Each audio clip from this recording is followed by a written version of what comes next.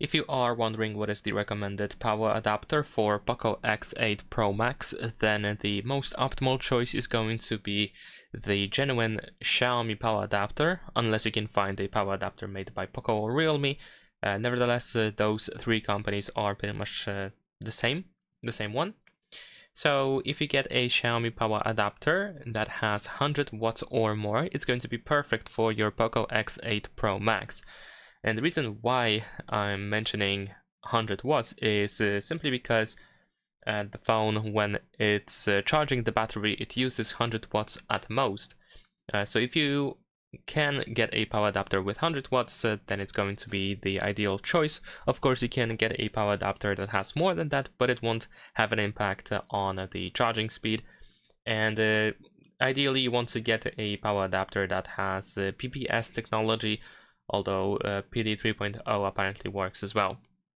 Now, while Xiaomi power adapter is the recommended choice, it is not the only choice that you can decide on. So if you wish to purchase a power adapter made by another brand, then you can still go for that as well.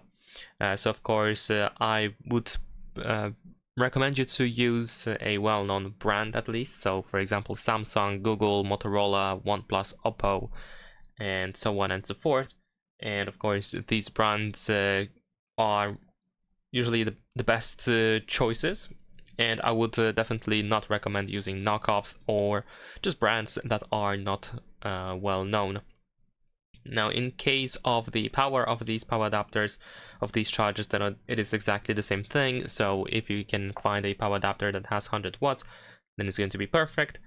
And the only thing that you have to consider while purchasing a power adapter is, of course, the port of the power adapter, because the original cable is USB-A to USB-C, so you need to find a power adapter that has, well, it's not like you need to find a power adapter that has USB-A port, but of course, this allows you to just use the original cable if you get a power adapter with USB-A. And if you get a power adapter with USB-C, you can of course still use it, but you will have to change the cable to a different one. So it's just, additional task to do. And that is pretty much all. And if you're wondering if you have to get 100 watts or more, then of course the answer is also no. It's not necessary to get exactly 100 watts or more.